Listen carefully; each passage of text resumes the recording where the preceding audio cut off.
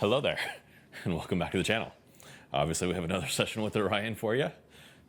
We are working inside again for this video because I want to finally introduce the tone and the vibrate on the e-collar for him. If you've been following our social media, you've seen clips of us walking him outside and doing some other work outside, and he's been doing really well with just about everything. As we have been increasing our walks, as far as adding to our routes, he hasn't really expressed too much of what we call the Gamgee effect in terms of just going into a new area and it's all new and it's exciting, and he kind of, or dogs rather, can start to tune out a little bit because they get a little tunnel vision and want to explore the new space. Nah, he still stays pretty engaged and listens and doesn't express too much in terms of just the distraction. You can tell he's a little happy, a little excited, like, ooh, new place to explore, but he's still with us, which is great. Chances are with our next video, we'll go a little bit more outside and walk or long leash kind of stuff. But like I said, for this one, we want to work on the tone and the vibrate. In general with the e-collar, he's responding to it very well. There definitely is a noticeable change in his response time to be doing the commands when they're given, effectively to beat the pressure. As far as escape avoidance training, he learns he can avoid it. He still is needing on occasion the pressure, and therefore he has to escape it, but he's doing quite well with that. And the levels that we need are pretty consistently like 5 to 7 at this point. I would say it's also consistent that when we start, so we'll see what happens here today, we need a higher level to kind of break through that threshold, kind of like I talked about at the last video. But once we get broken through there, he's responding well. And I feel like that level of breakthrough is actually decreasing as well. It used to be like close to 20, 25. Last time I was a little closer to 10, and then we're working again 5 to 7. So I've got it set to 5 now. Obviously, as you noticed in the start, he's ready to go. Getting actually pretty good and patient, but let's get started. Place.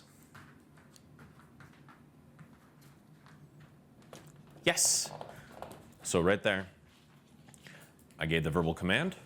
You saw him kind of move, but he moved in the wrong direction. That's when I hit the button. I held continuous pressure, and I don't know how much you could tell from your angle, but a little look to his right, because that's where the box is, and then with my body language helped him go to place. You can see that kind of urgency high. And that was just at 5, so that whole threshold breakthrough at a higher level thing, we might be over it, which is good. It's always annoying to have to do that sometimes. Always, sometimes. It just always is. Place.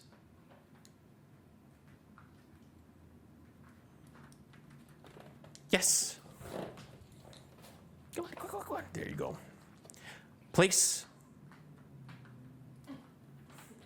Yes. Come on. So the very last one there, no e-collar was needed. The one before that, chew your food. I did press the button, give him pressure. Place. Yes. But there you go, no e-collar again, where he's avoiding it, and before he's escaping the pressure if it's there. Down.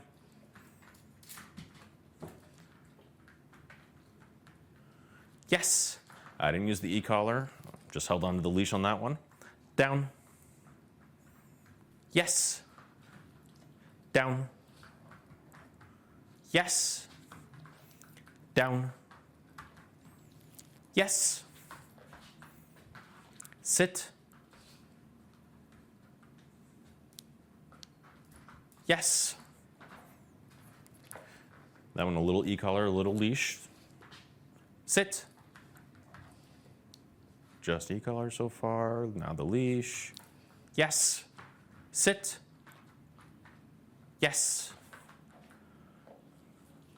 Sit. Yes. You know, Kate and I sometimes sort of make fun of dogs, but not really making fun of them as far as everyone thinks they want a smart dog when you really want a dog that's just smart enough. I don't know if you notice, but repetition's a place, repetition's a place. When I ask for a new command for the first time, I'm going to place, right? The new command was the down, got repetitions of down, and then I asked for a new command. I switched to sit, and he still offered a down. So he just kind of keeps with the momentum. Place.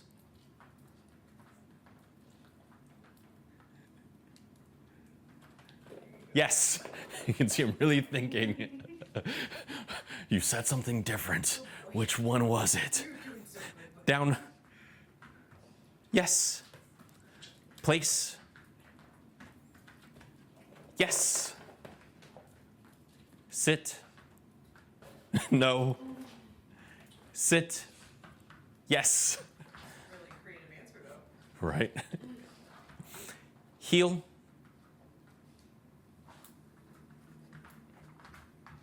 Yes. You call out pressure on that one with a lot of body language to help him move. But that's a really good example as to why in the basis course I talk about, especially when you're trying to teach no in week 2, stick with the same command over and over and over and over. It's helpful for them. But at some point like this, you want to really switch it up, and it's one command, but it's for this kind of purpose. All right. Sufficient warm-up, do you think? Down.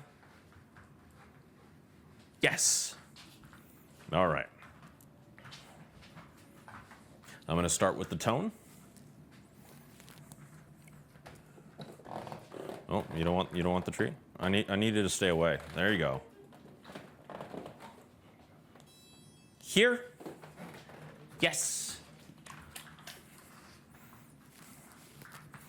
All right. First time he heard the tone while wearing it.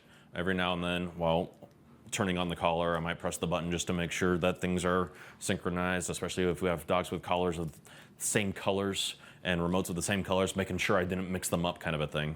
So he might have heard the tone in that way in the room, but that was the first time on him. Here, yes. All I'm doing is hitting the button for the tone, as you can hear, for 1 to 2 seconds, and then the verbal and a lot of body language. He's not looking too concerned, suspicious, panicked, frightened by the sound like some dogs can, but I don't want him to overthink in that direction. I just want to get him moving to me. Here, yes. On that one, even though he's looking over his shoulder towards the sound, towards the box, he was actually starting to move his feet a little bit. Here, yes. That one a little less so, until I said something.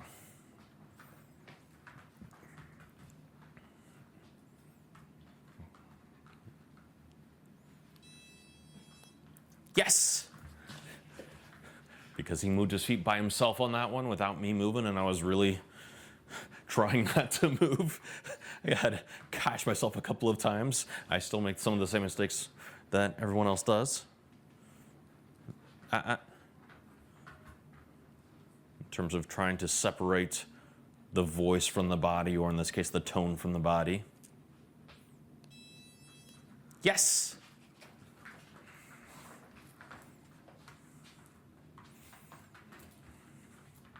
All right, let me see if I can give you a little bit more space.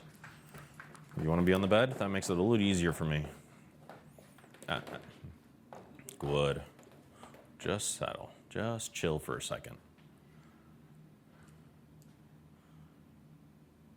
Now I could have strung the leash in my direction, just in case he doesn't actually come to me when I press the button, or with my voice. I'm fairly confident, hopefully not too cocky, that he will. But I could have strung the leash in my direction so that I can follow through a little bit more simply if I needed to. But here we go. Here. Yes.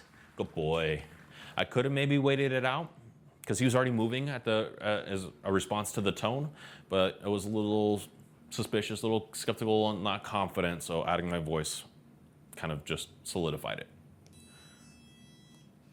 Here. Yes.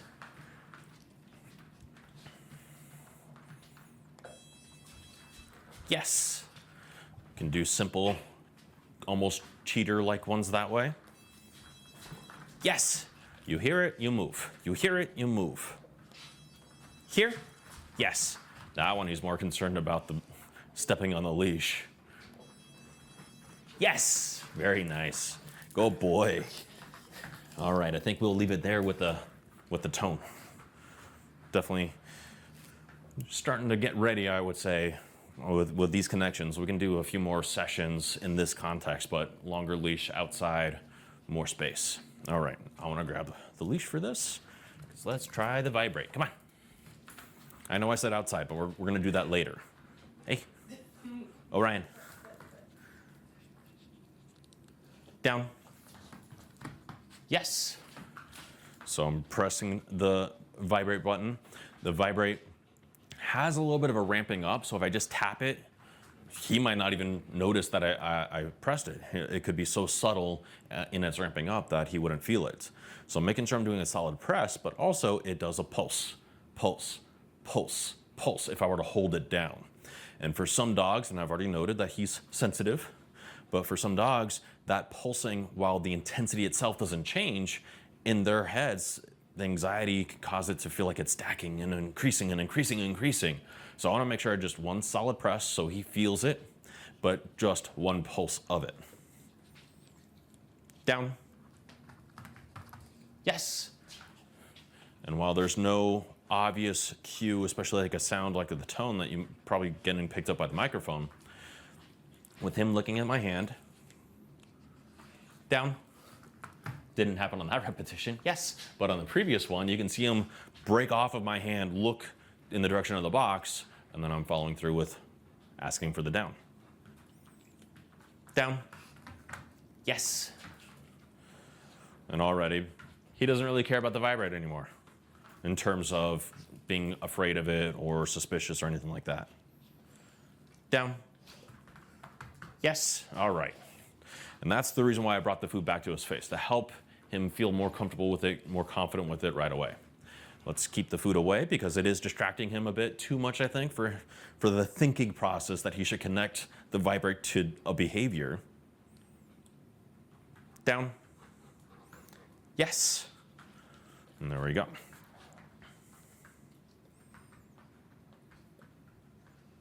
No.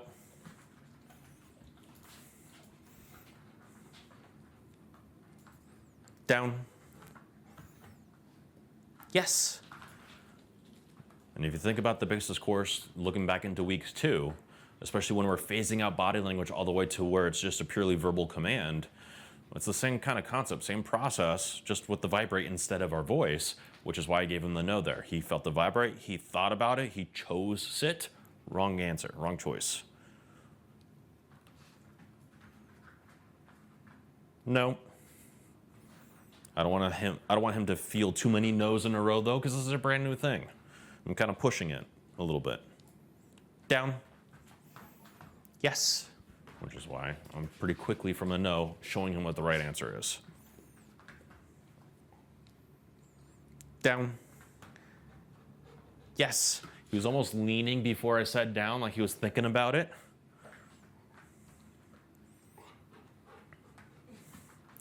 I will let you sit. There you go.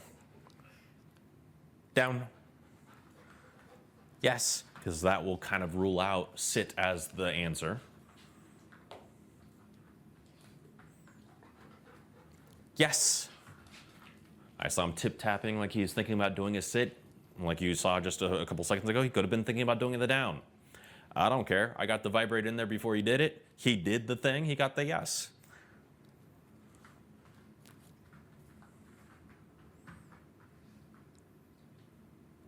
Down.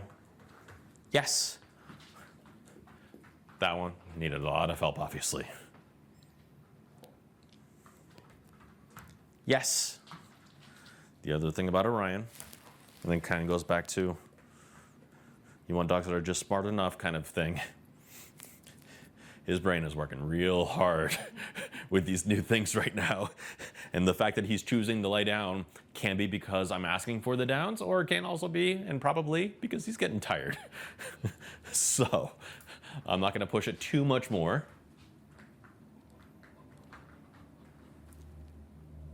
Yes. And especially with that one where his mouth was kind of on my hand, not fully distracted like I started with. Good boy, that was a really good one. But he very clearly like, oh, break off, do the down. He made the right choice. We're gonna stop there, hence the big jackpot. Good job, buddy. Oh yeah, you learn new skills. Good boy. We need to brush you again. You're just shedding. It is that time of year. Everyone is. All right. Good job. But there we go. Adding the vibrate, adding the tone. Vibrate for down, tone for recall. And we're going to just keep putting all these pieces together and show him more of the world. Good job. Go for longer walks, hang out at some parks, long leash, flexi leash high. Give him a little bit more space and freedom to roam, but being comfortable and safe and communicating whatever our boundaries are. And eventually that can turn into being completely off leash in some places. But there we go. As always, if you liked what you saw, hit the like button. If you have any questions about anything, drop them in the comment section down below. And be sure to subscribe so you can keep up with us and everything that we've got going on. Otherwise, we'll see you guys next time. Good job, buddy.